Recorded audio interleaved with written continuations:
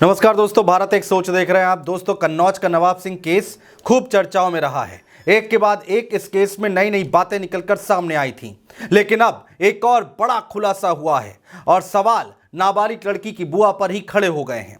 Police ने सख्ती दिखाई तो लड़की की बुआ ने सब कुछ उगल दिया। बुआ ने इससे पहले सपा नेताओं के ऊपर कई आरोप लगाए थे। उसकी सच्चाई क्या है वो भी हम आपको बताएंगे। यानी नाबालिग लड़की की बुआ ने मीडिया में आकर क्या झूठ बोला है, यह बड़ा सवाल उठ रहा है। इसके साथ ही साथ नाबालिग की बुआ और नवाब सिंह के बीच लव अफेयर भी चल रहा था। क्या कुछ है पूरी कहानी, यह सब हम आपको बताने जा रहे हैं। दरअसल दोस्तों, कन्नौज रेप केस में आरोपी बुआ ने पुलिस पूछताछ में बड़ा खुलासा किया है।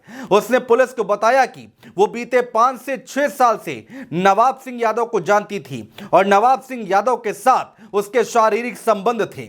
तो दोस्तों, ये बड़ा खुलासा हुआ है। इतना ही नहीं, इसके साथ ही साथ कई और बातें भी निकलकर सामने आई हैं, वो भी हम आपको बताने जा रहे हैं। दोस्तों, घटना के बाद जब पीड़ित लड़की का मेडिकल हो रहा था, तब नवाब सिंह यादव के भाई ने पैसों का लालच देकर मेडिकल नहीं कराने और अन्य लोगों के नाम लेने की बात कही थी, ताकि विवेचना डाइवर्ट हो सके।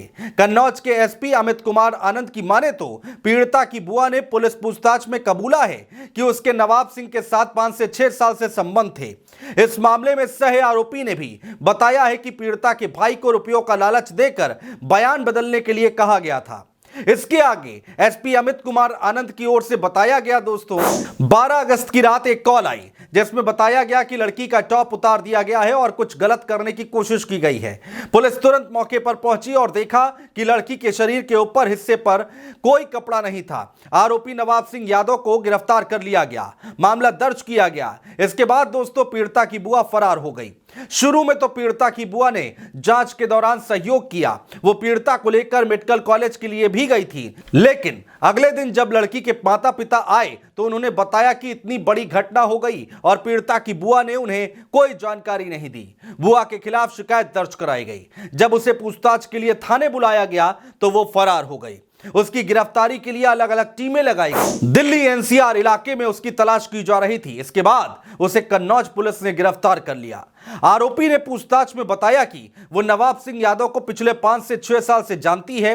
वो पीड़िता को लेकर नवाब सिंह के कॉलेज पहुंची जहां घटना हुई, तो नाबालिग लड़की को लेकर उसकी बुआ ही वहां पर पहुंची थी। नाबालिग ने आरोप लगाया था कि जब नवाब सिंह ने इस वारदात को अंजाम दिया था, उस समय कमरे के बाहर उसकी बुआ भी मौजूद थी और उसने बचाने के लिए कई बार आवाज भी लगाई थी, लेकिन उन्होंने कोई मदद नहीं की। पीड़िता के इसी बयान के बाद पुलिस ने बुआ को इस मामले में सह आरोपी बनाया था। दोस्तों, इतना ही नहीं, कई सपा नेताओं को फंसाने के लिए बुआ ने मीडिया के सामने आकर बयान भी दिया था, जो कि गलत साबित हो रहे हैं। पीड़िता की बुआ ने दावा किया था कि नवाब सिंह को फंसाया जा रहा है। इसके पीछे उन्होंने सपा के कुछ नेताओं का हाथ बताया था। बुआ ने कहा था कि पीड़िता ने बहकावे में आकर नवाब सिंह पर आरोप लगाया है। मीडिया से बात करते हुए कहा था कि वो अपनी भतीजी के साथ नवाब सिंह की मां के निधन पर संवेदना व्यक्त करने उनके कॉलेज गई थी। पीड़िता के साथ जब रेप की पुष्टि हो गई और बुआ को गवाही देने जाना था तो वो फरार हो गई थी। जरा सुनिए दोस्तों लड़की की बुआ का वो पुराना बयान। कन्नौज के मोहन तिवारी जो हैं, ठीक है, और कुछ बड़े बड़े नेता जो समाजवादी पार्टी के जो बने हुए बैठे हैं, ठीक है, उनकी बदौलत मान लीजिए जो नवाब सिंह आज इस मोड़ पर पहुंचे हैं। बाकी और भी किसी लोगों के नाम की आवश्यकता आपको पड़ेगी तो मैं समय आने पे बहुत जल्दी आप लोगों को बताऊंगी कि किन किन लोगों ने ये कार्य करवाया। मैं बैठी हुई थी, मैं बात कर रही थी, पुलिस अचानक आ जाती है, लेकिन फिर भी पुलिस से लड़की बताती है, जो चीज़ें लड़की बताती है वो चीज़ पुलिस वाले नहीं कर रहे हैं उस चीज़ को, लेकिन उस पर ज़बरदस्ती उसके मेरे से लड़की से मिलने नहीं दे रहे हैं, जैसे कि मैंने बहुत बड़ा जुल्म कर दिया है। ये बताइए, कल आप कैसे पहुंचे? 1 बजे रात में कैसे पहुंचे? 1 नहीं बज रहा था, मैं लखनऊ से आ रही थी, 10:30 बज रहे थे उस समय, 11 बजे का टाइम था। मेरी बात हुई थी इनसे, नवाब भैया से, तो मेरे को घर भी जाना था, लेट हो रही थी, ऑटो था नहीं, बोले मैं गाड़ी से भिजवा दूंगा, आप 10 मिनट के लिए आ जाइए, क्योंकि इनकी माताजी एक्सपायर हो गई थी, तो मैं माताजी के खत्म होने पे भी नहीं आ पाई थी। और ऐसा नहीं है कि हमारी इनसे पुरानी दुश्मनी है, कोई दुश्मनी हमारी इनसे नहीं है।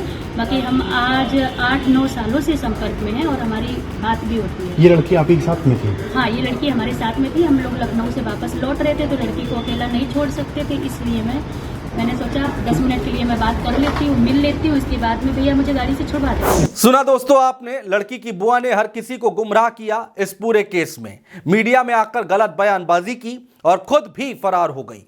अब इन तमाम बातों को सुनकर और देखकर यही लग रहा है कि इन सब के पीछे की मास्टरमाइंड लड़की की बुआ ही थी। खैर दोस्तों, अब देखना होगा कि इस केस में कानून की तरफ से क्या फैसला लिया जाता है। फिलहाल दोस्तों, इस एक केस ने यूपी की राजनीति का माहौल काफी गर्म कर दिया है। बहुत शुक्रिया दोस्तों।